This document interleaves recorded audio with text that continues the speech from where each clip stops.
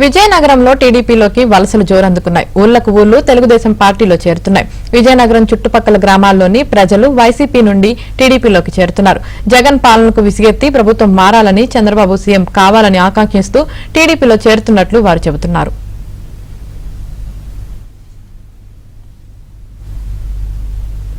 దీనిపై మరిన్ని వివరాలను మా ప్రతినిధి శ్రీనివాస్ అందిస్తారు. ఇప్పుడు మనం విజయనగరంలోని తెలుగుదేశం పార్టీ కార్యాలయంలో ఉన్నాం. తెలుగుదేశం పార్టీ కార్యాలయంలోని ప్రతిరోజు ఉదయం సాయంత్రం చేరికలనేటటువంటివి ఇబ్బడి ముబ్బడిగా జరుగుతూ వస్తూ ఉన్నాయి. గ్రామాల నుంచి కావచ్చు, అదేవిధంగా నగరంలోని వివిధ డివిజన్స్ నుంచి కావచ్చు, చాలా ఎక్కువ మంది వచ్చి చేరుతున్నారు. ఇందులో భాగంగానే ఈరోజు గుండాలపేట అనేటటువంటిది విజయనగరం రూరల్ ప్రాంతంలో ఉండేటటువంటి ఒక గ్రామం. ఈ గ్రామం వైసీపీకి చాలా పట్టున్నటువంటి గ్రామం. గ్రామస్తులో ఉన్న వాళ్ళందరూ కూడా ఒకప్పుడు తెలుగుదేశం అయినప్పటికీ ఆ తర్వాత కాంగ్రెస్, అదేవిధంగా వైఎస్ఆర్ కాంగ్రెస్ పార్టీలో కొనసాగారు. అయితే ఈరోజు విజయనగరం నియోజకవర్గం ఇన్ఛార్జ్ అదితి గజపతిరాజు సమక్షంలో గ్రామం మొత్తం, గ్రామ సర్పంచ్, వైస్ సర్పంచ్, అదేవిధంగా వార్డు మెంబర్లు అందరూ కూడా వచ్చి తెలుగుదేశం పార్టీలో చేరడం జరిగింది. మీరు చెప్పండి, 5 ఏళ్ళు వైసీపీలో ఉన్నారు మీరు, అందులో ఉన్న ఏ లోపాన్ని గ్రహించి ఈరోజు టీడీపీలో వచ్చి చేరుతున్నారు మీరు? మా గ్రామాన్ని అభివృద్ధి పరచడంలో మేము ఏమాత్రము చేసుకోలేకపోయాం సార్. అందువల్లనే ఇందులోనైతే మాకు మేడం గారి సహాయ సహకారాలు ఉండి మాకు గౌరవం, గుర్తింపు ఉంటుందని నమ్మకంతోనే మేము ఇందులో జాయిన్ అవ్వడం జరిగింది సార్. ఎంతో డెవలప్ చేశానని ఎమ్మెల్యే కోలగట్ల వీరభద్రస్వామి చెప్తున్నారు. మీ గ్రామానికి ఏమైనా చేశారా? మీరు ఇప్పుడు ఏమైనా అడిగారా మీరు ఆయన గురించి? సార్, డెవలప్మెంట్ అంటే విజయనగరం వరకు కొంతవరకు ఓకే సార్, కానీ మా గ్రామాన్ని వరకు అయితే మాత్రం ఏమాత్రం చేయలేదు. ప్రతిసారి అడుగుతూనే ఉన్నాము, అదిగా ఇదిగా అంటూనే చెప్పుకుంటూ వస్తున్నారు సార్. ఇప్పుడు తెలుగుదేశం పార్టీలో ఏ విధంగా మీ ఫ్యూచర్ ఉండబోతుంది, ఏ విధంగా మీరు కోరుకుంటున్నారు, ఏ విధమైనటువంటి డెవలప్ మీ గ్రామానికి ఉండాలని కోరుకుంటున్నారు మీరు? మా గ్రామస్తులకు అవసరమైన ప్రతి సమస్యను సార్ అతి త్వరగా తీర్చుతారని నమ్మకంతోనే ఈ పార్టీలో అయితే జాయిన్ అవ్వడం జరిగింది. మీరు చెప్పండి మేడం, ప్రతి ఒక్కరూ కూడా అంటే మీరు పిలవక ముందే వచ్చి చేరేటటువంటి పరిస్థితులు ఇక్కడ దాపురించాయి. అసలు వీరభద్రస్వామి ఏంటంటే డెవలప్మెంట్ అంటే కోలగట్ల అంటే డెవలప్మెంట్ అని అంటున్నారు. ఆయన ఇది డెవలప్మెంట్ మీరు ఏం చూశారు? మరి ఆయన అంత డెవలప్మెంట్ చేస్తుంటే ఇంతమంది వచ్చి మీ పార్టీలో ఎందుకు చేరుతున్నారు? కోలగట్ల వీరభద్రస్వామి అయితే ఆయన ఏమైనా మాట్లాడొచ్చండి.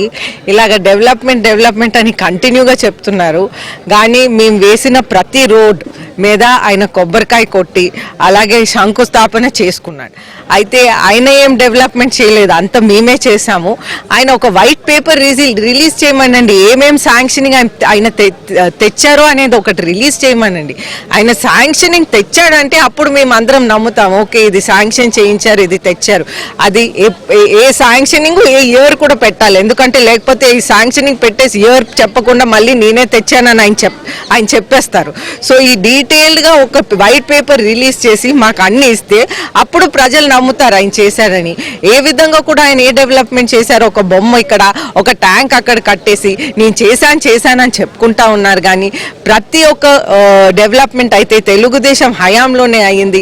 నీళ్లు ప్రాజెక్ట్ కానివ్వండి, ముషిడిపల్లి కానివ్వండి, అలాగే దాని తర్వాత రివర్ లింకింగ్ ప్రాజెక్ట్ కానివ్వండి, అలాగే రోడ్స్ కానివ్వండి, 12 మెయిన్ రోడ్స్ ప్రతిపాదించాం, 8 కంప్లీట్ చేశాం. వాళ్ళ మిగతా 4 కూడా 5 సంవత్సరాల్లో కంప్లీట్ చేయలేకపోయారు.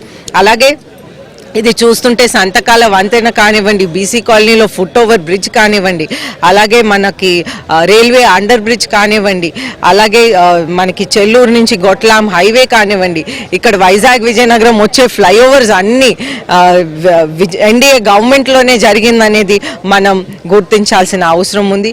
అలాగే మనం చూస్తుంటే గ్రామాల్లో అయితే అసలు లోకేష్ గారు పంచాయత్ రాజ్ మినిస్టర్ ఉన్నప్పుడు ఎన్ని సీసీ రోడ్, ప్రతి ఒక్క సీసీ రోడ్ మనం వేసాం. అలాగే మనం ప్రతి ఒక్క అభివృద్ధి చేసి ఆఖరికి శ్మశానాలు కూడా ఎంతో నీట్గా చేయటం జరిగింది.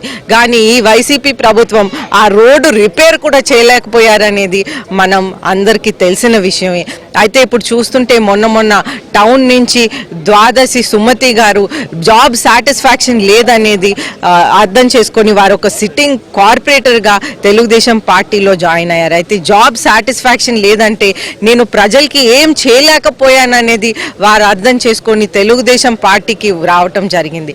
అలాగే జగదీశ్వరి గారు కూడా ఒక సిట్టింగ్ సర్పంచ్గా, అలాగే ఆ గుండాలపేట గ్రామం నుంచి సిట్టింగ్ సర్పంచ్, వైస్ సర్పంచ్ నంబర్లు అందరూ కూడా ప్రజలందరూ మన పార్టీలోకి జాయిన్ అయ్యారు. ఎందుకంటే మన ప్రాంతం, మన గుండాలపేట గ్రామం అభివృద్ధి చేస్తామనే ఆలోచనతో వాళ్ళు ఆ విధంగా మన పార్టీలో జాయిన్ చేశాం. అయితే వాళ్ళకి చూస్తుంటే వాళ్ళకి పూర్తి నమ్మకం, చంద్రబాబు నాయుడు గారైనా, నాన్నగారైనా, మా తెలుగుదేశం పార్టీ అయినా పూర్తి నమ్మకం. మనం ఎప్పుడైతే మన తెలుగుదేశం పార్టీ ఉంటామో అప్పుడు డెఫినెట్గా డెవలప్మెంట్ జరుగుతుంది అనేది పూర్తి నమ్మకంతో మనల్ని జాయిన్ అవటం జరిగింది.